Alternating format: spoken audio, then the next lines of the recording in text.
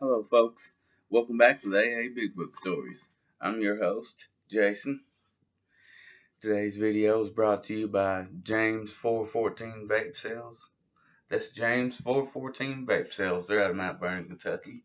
They are really good people. They're on the way to Somerset for all those heading from Mount Vernon to Somerset. They also have a Facebook page and an internet website. If you guys want to check them out, they've got pretty good products and they're pretty fair on the prices.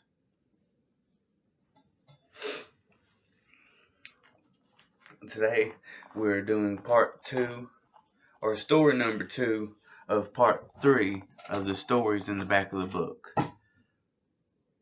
He lived only to drink. And with that being said, let's just jump into it. I had been preached to, analyzed, cursed, counseled, but no one had ever said, I identify with what's going on with you. It happened to me, and this is what I did about it. On looking back at my life, I can't see anything that would have warned me or my family of the devastation that alcoholism had in store for us. To our collective memory, there was no drinking on either side of the family. We were from a long Southern missionary Baptist tradition. My father was a minister, and I attended his church every Sunday with the rest of the family, and like them, was very active in religious work. My parents were also educators. My father was the principal of the school I attended, and my mother taught there. They were both champions of community outreach and well respected. There was a caring and togetherness among us.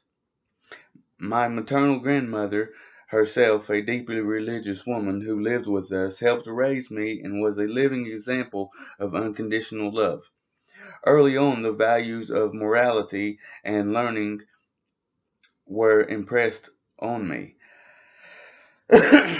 I was taught that if you were very well educated and moral upstanding, there was nothing that could stand in the way of your success in this life or hereafter. As a child and a young man, I was evangelical, literally drunk with moral zeal and an intellectual ambition. I excelled in school and dreamed of a career in teaching and helping others. It was not until I was an adult, away from my family, and doing graduate work at a prestigious East Coast university that I had my first real drink of alcohol. I had tasted beer and a little wine before and had long since decided that fruit juice tasted better. I had never been inside a bar until one evening some fellow students persuaded me to go with them to a local cocktail lounge. I was fascinated. I still remember the hazy, smoky atmosphere, the hushed voices, and the tinkle of ice in the glasses. It was pure sophistication. But most of all, I remember that first sensation of warm whiskey radiating through my body. I drank so much that night that nobody believed that I hadn't been drinking all the time, and that I didn't get drunk, although there were parts of the evening that I don't remember the next day. But more important than anything else that night, I belonged. I was at home with the universe. I was comfortable with people despite my active church and school life as a child. I was nervous and insecure around people, and most of the time forced myself to be outgoing like my parents because I thought it was my duty. But this night in the bar was like no other time in my life. Not only was I completely at ease, I was but I actually loved all the strangers around me, and they loved me in return, I thought. All because of this magic potion, alcohol. What a discovery! What a revelation! The following year I began my career as a teacher. My first job was at a college 50 miles from my hometown. Before the school year ended, I had been asked to resign because of my drinking. Within that short space of time, drinking had become an accepted way of life. I loved booze. I loved people who drank and the places where they drank. At the time in my life, although I had lost my first job and embarrassed my family, it never occurred to me that alcohol could be a problem. From that first night at the bar, A year earlier, I had made a profound decision that was to direct my life for many years to come. Alcohol was my friend, and I would follow it to the ends of the earth. After that first job, there were and I lost many more that I lost because of my drinking. I taught in many schools and in different states. I was no longer the moral young man who had seen his destiny in helping people live better. I was loud and arrogant and angry, abusive, always blaming and confronting others. I was getting arrested and beaten up. I had developed a foul mouth and frequently drunk in classes and in public places. Finally, my teaching career ended in total dishonor. My family could not understand what was happening to me, nor could I. In moments of clarity, I was full of shame, guilt, and remorse. I had become an embarrassment to all those who had faith in me, and to others I had become a joke. I wanted to die. Now alcohol had become my only friend. I wound up in an insane asylum, which probably saved my life. I do not remember how I got there. I do know that I had become suicidal. I become comfortable there, and months later I cried when I was dismissed. I knew by that time I could not make it in this world. I was safe behind those barred hospital windows and wanted to stay there for the rest of my life. I could not drink there, but tranquilizers and other drugs abundant, and I helped myself to them. The word alcoholic was never mentioned. I do not believe the doctors knew much more about alcoholism than I did. When I was released from the asylum, I moved into a large city to make a new beginning. My life had become a series of new beginnings. In time, I picked up the drink, got good jobs, and lost them as I had in the past. All the fear and remorse and terrible depression returned tenfold. It still did not register that drinking might be the cause of all my misery. I sold my blood, I prostituted myself, I drank more, I became homeless and slept in the bus and train terminals. I scrounged cigarette butts off the sidewalks and drank from my common wine bottles with other drunks. I drank my way into a men's municipal shelter and made it my home.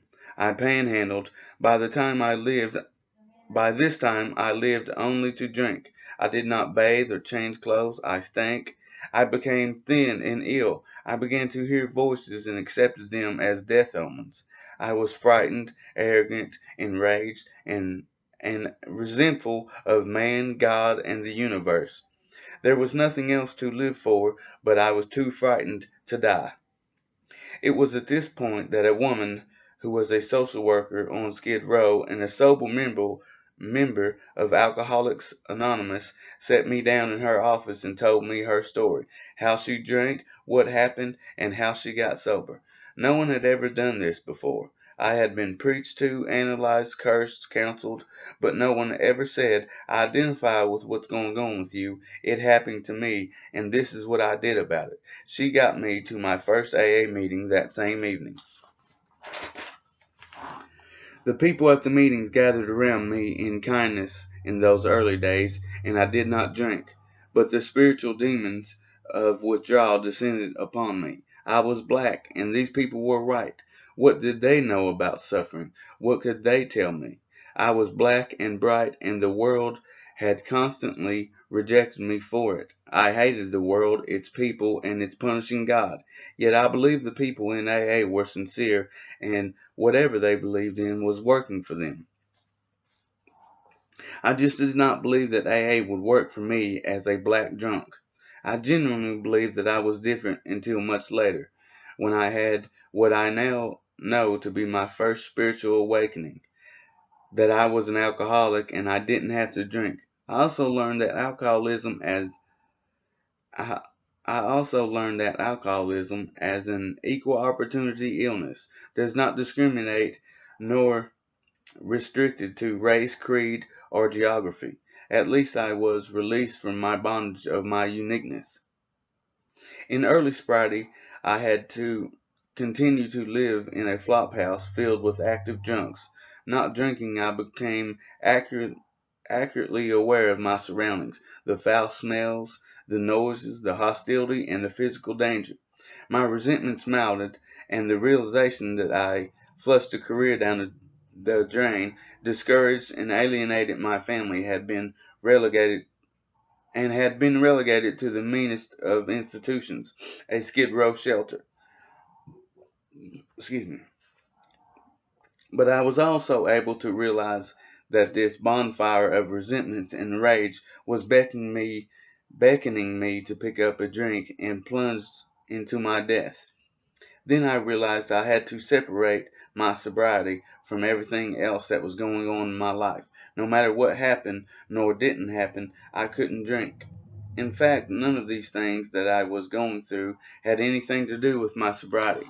The tides of life flow endlessly for better or worse, both good and bad, and I could not allow my sobriety to become dependent on these ups and downs of living. Sobriety must live a life of its own. More importantly, I came to believe that I cannot do this alone. From childhood, despite the love I experienced, I had never let people, even those closest to me, inside my life. All my life I had lived the deepest of lies and not sharing with anyone my true thoughts and feelings. I thought I had a direct line to God, and I built a wall of distrust around myself. In AA, I faced the pervasive we of the 12 steps and gradually realized that I can separate and protect my sobriety from outside hazards just only inasmuch as I rely on the sober experience of AA members and share their journey through the steps to recovery. The rewards of sobriety are bountiful and progressive as the disease they counteract. Certainly among these rewards for me are release from the prison of uniqueness and the realization that participation in the AA way of life is a blessing and a privilege beyond estimate. A blessing to live a life free from the pain and degradation of drinking and filled with joy of useful, sober living, and a privilege to grow in sobriety one day at a time and bring the message of hope as it was brought to me. Okay, that's it for today, folks. Thank you. Until next time, one AA place, one AA time, and one AA channel.